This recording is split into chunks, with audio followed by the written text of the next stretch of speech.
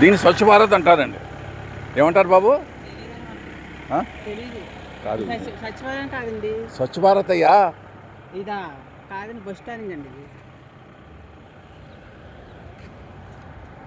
అర్థం చేసుకో. స్వచ్ఛ భారత్. అబ్బా, ఎంత ఎంత స్వచ్ఛంగా ఉందయ్యా మన రాష్ట్రం. అబ్బాబ్బాబ్బాబ్బా,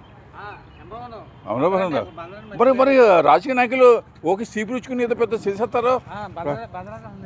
అబ్బో అబ్బో అబ్బో, ఏం కలకలా ఆడిపోతుందిరా. అబ్బోబాబా, మన బందరం పూర్వం. అయ్యో అబ్బోబాబా, ఏం స్వచ్ఛ భారత్ రా బాబు. అందరంతా ఎక్కడా లేదు.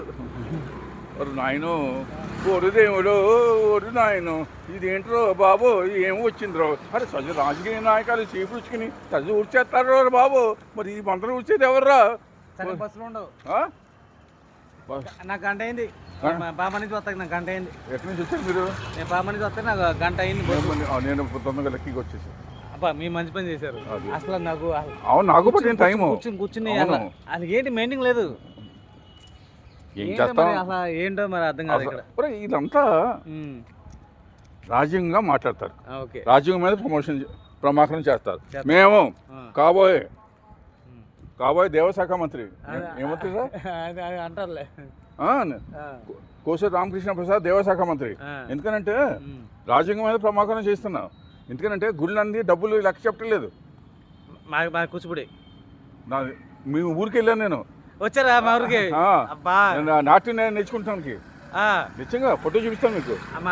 ఎక్కడ మా భద్ర గారు మన కాదయ్య, వాళ్ళు వెళ్ళాను నిజంగా. కాశీ గారు వాళ్ళు వెళ్ళానా సెలవు, అది కళాక్షేత్రం వెళ్ళానయ్యా. వెళ్ళారా? నిజంగానా? అక్కడికి వచ్చానయ్యా. సోమవారం వస్తాను మళ్ళీ. సో అసలు ఏముందయ్యా అసలు వీళ్ళంతా స్వచ్ఛ భారత్ స్వర్ణానందం అంటారు. కలెక్టర్ గారు సమాధానం చెప్పడు, చీఫ్ సెక్రటరీకి సమాధానం చెప్పడు. ఎలాగయ్యా? సరే మెయింటైన్ ఉండదు. ఎందుకనంట అంతే, అయిపోయింది. చాప్టర్ క్లోజా? చాప్టర్ క్లోజేనా? అంతేనంటారా? వేలూరు బస్సు. అబ్బోబ్బోబ్బా, రాజకీయ నాయకులు సీపుచ్చి తగ్గుర్చేస్తారా? అదేంటి షోయింగేనా?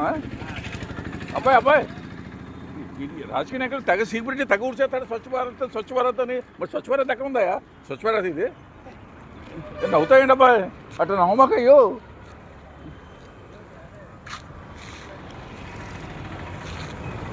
రాజకీయ నాయకులు ఊరిని స్టంట్ మానేసి జిల్లా కలెక్టర్ అధికారులు కానీ అదే మున్సిపాలిటీ కమిషనర్ కానీ ఆఫీసులో కూర్చోకుండా ఫీల్డ్ వర్క్ తిరగాలమ్మా.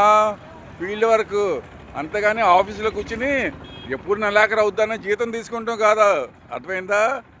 అధికారులు ఎప్పుడు నెలాఖరు అవుద్దని 3 లక్షలు 2.5 లక్షలు ప్యాకేజ్ తీసుకుంటాం కాదు.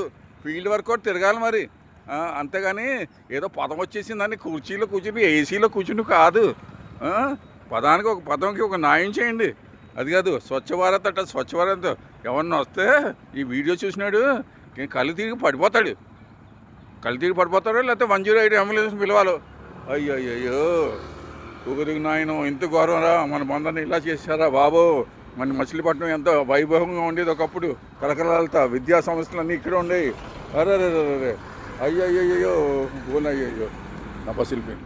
నా బస్సు వెళ్ళిపోయింది. వీళ్ళ మూలంగా నా బస్సు కూడా వెళ్ళిపోయింది. అరే స్వచ్ఛ భారత్ అంటే స్వచ్ఛ భారత్ ఎక్కడ చేస్తే అక్కడే ఉంది. కలెక్టర్ గారు ఏమో సమాధానం చెప్పరు.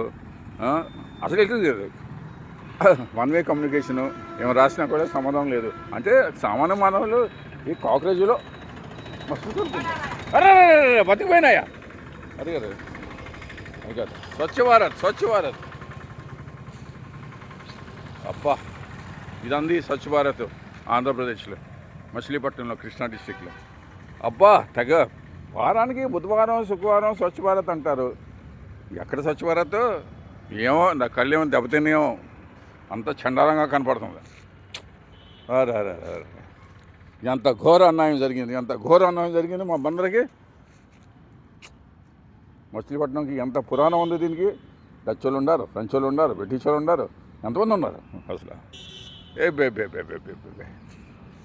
చెప్పుకుంటే సిగ్గా ఉంది, చూస్తానికి సిగ్గా ఉంది.